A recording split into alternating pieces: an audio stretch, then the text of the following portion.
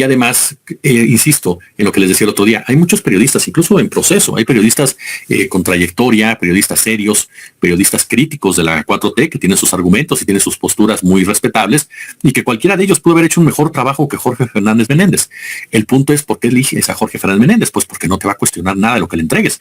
Porque un periodista serio, por supuesto que aunque sea crítico de una causa, te va a decir, a ver, sí, pero yo necesito pues que me demuestres esto, necesito que me documentes esto, yo necesito que me des fotografías de esto, a qué se debe esto, por qué declaras esto. O sea, es decir, hay toda una curaduría y hay toda una serie de cuestionamientos a tu fuente que te permiten a ti como periodista criticar con mayor profundidad y elevar ese plano de discusión. Pero cuando no es así, cuando no tienes esos elementos, pues buscas gente que al igual que tú tenga un sesgo brutal hacia una persona, porque seamos honestos, hay un sesgo enorme en contra de la figura de Andrés Manuel López Obrador de parte de muchos de estos periodistas, ya sea por la relación con Ricardo Salinas Pliego o ya sea por un problema personal que ellos mismos tienen con Andrés Manuel. Ese odio, ese coraje los ha cegado en muchos sentidos. O sea, lejos de ser una crítica profunda, de discusión seria, pues se pierde en un marasmo de comentarios y de críticas sin gran envergadura. Es como el caso de sarampión, ¿no? Resulta que López Obrador mató a todos los enfermos de sarampión, ¿no? O sea, por el amor de Dios, aunque López Obrador inició con el brote de sarampión en México, o sea, cuando se da a conocer que el 82% de todo el plan de vacunación se cumplió en México. Es decir, no hay es tanto el coraje que no les permite darse cuenta la cantidad de cosas que sueltan, los sandeces que sueltan, porque se los he dicho, no se trata de defender por defender a nadie, entonces aquí no se trata de eso, se trata de darle su justa dimensión a muchas cosas, y es ahí cuando me parece que la crítica de la oposición se pierde. Aquí entre broma y broma se los he dicho, póngale 2 pesos más a la crítica, porque se cae en lugares comunes, que comunistas, que narcotraficantes, que payote, no sé qué, que no, o sea, pero no hay nada. Ajá.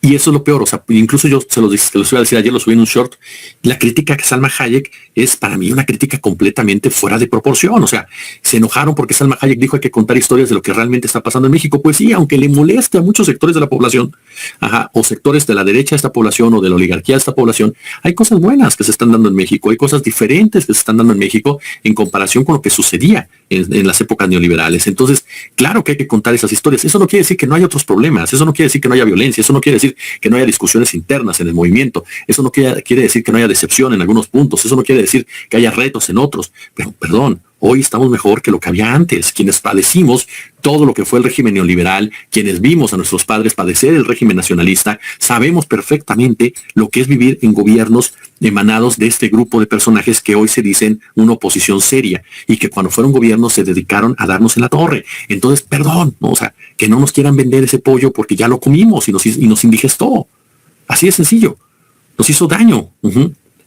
Entonces les enoja que Hayek diga, oigan, pues vamos a contar otras historias. Es que es una vendida, es que le pagaron millones, es que es una tal por cual. Y de Eugenio Derbez no van a hablar. O sea, Derbez que legitimó y normalizó completamente el México de lechileganismos, de la meritocracia, que la violencia de Calderón o de Peña Nieto les pasó por aquí, ni dijeron nada. Las brutalidades ecológicas que hizo Fox, las brutalidades ecológicas que hizo Calderón, las brutalidades ecológicas de Peña Nieto, nunca lo denunciaron ninguno de los que ahora van y se rompen las vestiduras y según hacen manifestaciones. Eso sí, no salen a la calle a marchar ni de chiste. Hacen sus manifestaciones a través de Zoom. O sea, dices, güey, ¿no? ¿Dónde quedó tu congruencia? O sea, yo no te digo que no critiques, pero si criticas a unos, critica a los otros, no nomás critiques a los que te caen mal, o no nada más critiques a los que te ordenan criticar, güey, ¿no? Entonces, en ese sentido, pues es ahí donde un grupo de artistas, porque los artistas son políticos, en todos los sentidos jugaron durante años a favor, por supuesto, del neoliberalismo y ayudaron a verlo como algo natural. Y si no, vean las declaraciones incluso de actrices que triunfaron enormemente en la década de los 90, ¿no? Y que para ellos está muy mal lo que hace la 4T. Por eso usted ve a gente como Laura Zapata, ¿no? Cantantes como Emanuel, como Mijares, que a mí me encanta cómo canta Emanuel y Mijares, pero sus ideas políticas, perdónenme, o sea, son ideas completamente clasistas.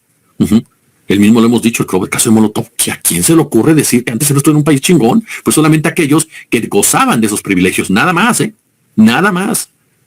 Porque en realidad no tenías ningún país chingón. Si tus propias letras criticaron eso, no me vengas ahora con otra cosa. Pero muchos fueron así, fueron toda una estrategia aparte de normalizar el neoliberalismo, porque esa es la batalla cultural en muchas ocasiones. que comienza en los medios de comunicación, bueno, que tiene una ramificación en los medios de comunicación, pero que empieza en las escuelas. Ayer por la noche lo profundizábamos, ¿no? Este tema que es importantísimo, y por eso para mí sí es importante seguir profundizando en todo lo que tiene que ver con los libros de texto, con la nueva escuela mexicana, y defender los avances que se hayan ya llegado, se hayan logrado, por supuesto, y consolidarlos e incorporarles cosas que los vayan enriqueciendo, porque no por incorporar algo vas a fastidiar lo demás. O sea, no pasa absolutamente nada. Nada está en piedra y todo pasa, ajá, por consolidar, ir consolidando. Eso es lo determinante en todos los cambios que se vayan desarrollando en un país. Comienzas por un lado y el segundo le da su tono, va avanzando. No, de eso se trata. Porque la educación, se lo decía ayer por la noche, es clave. Repasemos la educación que fue el nacionalismo, repasemos la educación que fue el neoliberalismo, ¿no? En donde en este último se forjó el concepto de individualidad, el concepto de individualismo, como parte medular del estudiantado mexicano. Por eso mucha gente hoy le cuesta mucho trabajo entenderlo. Mucha gente hoy le cuesta muchísimo trabajo comprender la necesidad de la conciencia de clase.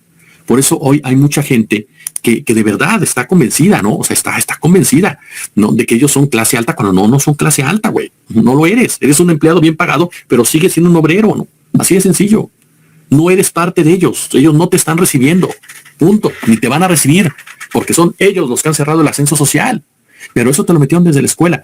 Por eso mucha gente te dice, ¿por qué hay pobres de derecha? Pues porque esos pobres de derecha crecieron bajo una educación que dogmatizaba muchos aspectos y que sobre todo caía en un hecho muy particular, ¿no? O sea, justificaba las riquezas y te quitó, como bien lo dijo el maestro Buenabad, te quitó tu identidad para que te parecieras a ellos, cuando en realidad jamás ibas a ser como ellos. Eso fue lo que hicieron. Vea usted las telenovelas. Hay un momento en el cual las novelas cambian completamente la fisonomía del protagonista. Ya no había morenos. Maquillaban a los güeros. Y todos eran güeritos, ojos claros, ¿no? Para que tuvieras un ideario de la belleza, en pocas palabras.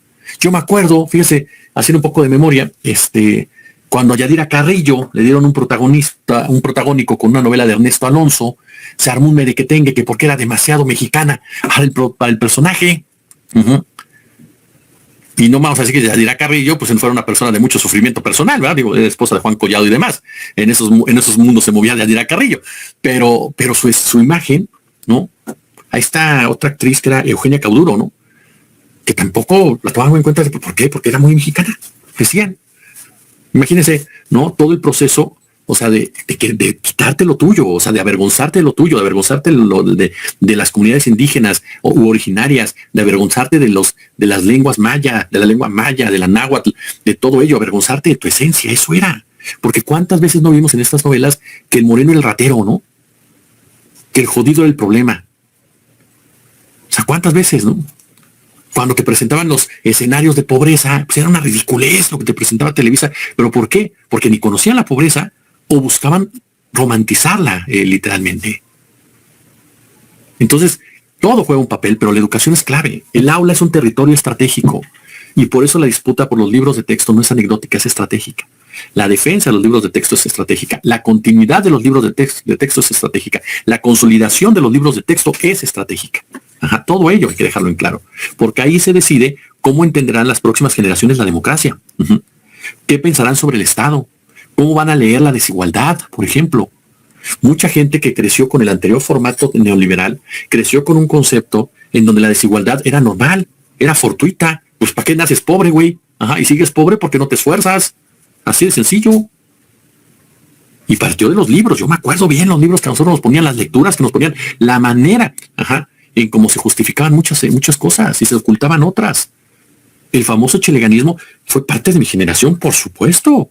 Y hasta que vas creciendo y vas teniendo contacto con otros mundos en la universidad, compañeros y demás, vas comprendiendo. Yo afortunadamente, les soy honesto, tuve dos padres que venían realmente de la clase más baja. Uno de ellos ya se lo he dicho, porque fue hasta niño de la calle, no, mi madre que sí, era gente del ANI, perdieron absolutamente todo, se quedaron literal en la calle y volvieron a resurgir con sus responsabilidades y trabajar desde niños y demás, y te dan otra idea de lo que era la cuestión de la conciencia de clase, la clase obrera y la responsabilidad hacia los demás. Y aún así, por la influencia en la escuela, muchas veces te caía el rollo de la meritocracia, échale ganas, tú eres lo más importante, y no te ponías a pensar que esto es trabajo de equipo. Fíjense que ahí, por ejemplo, había escuelas, incluso privadas, que trataban de revertir esto, de una forma u otra. El Aberdeen era un colegio muy de ese estilo porque fomentaba mucho el trabajo en equipo y fomentaba mucho el desarrollo en equipo, en conjunto. No buscaba que destacara un individuo, sino que buscaba que fuera un trabajo en conjunto que permitiera a unos ayudar a los otros al momento de si los otros se retrasan, ¿no? Buscaba mucho ese compromiso grupal, por lo menos en la época que yo estaba. Pero había otros que no, y mucho era de maestros. Fíjese que incluso no era una cuestión tal del sistema, no, era de maestros. A mí me tocaron maestros que buscaban mucho eso, porque había otros maestros que no, había otros muchos maestros que decían, no, tú esfuérzate, y si tú te vas al hoyo, tú vas solo, y si tú no alcanzas a leer bien, pues te friegas y los demás ya avanzaron. O sea, y eran incluso las dinámicas que el propio sistema te obligaba a los propios mentores, ¿no? Entonces, por eso es tan importante. ¿Cómo lees la desigualdad? Se ve desde la escuela, desde los planteamientos de primarias. Por supuesto que en la escuela ves cómo vamos a observar o cómo van a explorar los chavos, las chavas, lo que es la organización colectiva. Porque durante el neoliberalismo se veía como una amenaza. No es una amenaza, es una herramienta. Por eso es tan importante este tipo de avances y la consolidación de los mismos y el desarrollo de otros que los enriquezcan. La educación, y esto, por eso yo siempre les digo, ya hay gente que luego me agarra de barco, incluso hasta invitados, luego yo sé que me lo dicen a mí, no, pero yo no digo nada. No, la educación es un acto político porque todo es política y tal vez es el acto político más profundo que puede ejercer una nación. ¿Por qué? Porque actúa a largo plazo. Gobernar no es solo administrar el presente, es sembrar el futuro. Y ese futuro empieza inevitablemente, como les decía ayer, inevitablemente en el aula. ¿Por qué? Porque un país con conciencia histórica es más difícil de manipular. Un país sin memoria es fácilmente moldeable desde afuera. Y es que mucho de lo que vimos de la educación anteriormente viene de Estados Unidos. Si usted checa el concepto educativo de Estados Unidos, el individualismo es la base. Porque aparte satanizas el colectivismo que da origen a sindicatos fuertes, que da origen a asambleas fuertes, que da origen a luchas comunitarias sólidas. Todo tiene que ir de la mano del avance tecnológico y de los grandes potentados. En este mundo globalizado, en donde fluyen narrativas externas, plataformas digitales, modelos económicos dominantes, en donde tenemos al fascismo ya abiertamente en declaratoria de guerra, la educación es una defensa cultural. Eso es la educación, es una defensa cultural.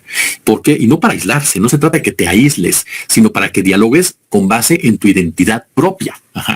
Es así. Porque le reitero, o sea, no puedes ser vulnerable a lo que sucede. Por eso es lo que decía hace un momento. Lo que hicieron en el neoliberalismo fue quitarnos esa identidad para entregárselas, ¿no?, a otros intereses. Obviamente que todo lo que va con la educación implica riesgos, ¿no? Habrá errores, habrá prueba y error, ¿no? Habrá resistencias de todo tipo, ¿no?, internas, externas y demás. Pero lo que se hizo el sexenio anterior de redefinir el horizonte educativo del país es una gran oportunidad que se tiene que continuar, sí o sí, ¿no? Y la pregunta central incluso muchas veces no es si el modelo que tú escoges ahora es perfecto, porque obviamente ningún modelo lo es. Obviamente siempre habrá puntos a favor, puntos en contra, pero lo que se debe de preguntar uno es si el proyecto, o ¿cómo lo planteo? ¿Qué proyecto civilizatorio, queremos impulsar? Eso es lo que siempre debe estar en la mesa del debate. Uno basado en una competencia permanente o uno que equilibra mérito individual con responsabilidad colectiva. Yo me inclino por el segundo, ¿no? Yo me inclino completamente por el segundo. Por eso es tan importante todo lo que tiene que ver con la educación. Por eso es tan importante el papel de los maestros y maestras. Por eso es tan importante el papel de los profes. El papel de los que están en la sierra, en la montaña, en los barrios, en las colonias. O sea, toda esa gama de profesores que ni siquiera se les reconoce como se debe reconocer. Toda esa gama de profesores que han luchado de formas verdaderamente duras contra décadas de neoliberalismo, contra décadas de abusos, contra décadas de agresiones, contra narcos, contra caciques. Por eso es tan importante, y aquí hay gente que me ha dicho, no, es que tú luego no criticas esto, no criticas. No, pues yo no voy a criticar una lucha como la coordinadora, porque he visto esa lucha desde hace muchos años. Puedes estar a favor o en contra de algunos puntos, eso es diferente, pero satanizar una lucha que viene desde hace años, pues a mí me parece que no es lo más adecuado. Insisto, podemos estar bien o mal en su apreciación, podemos cuestionar o no cuestionar, eso es otra cosa, no, pero golpear o satanizar, pues no es lo más indicado. Pero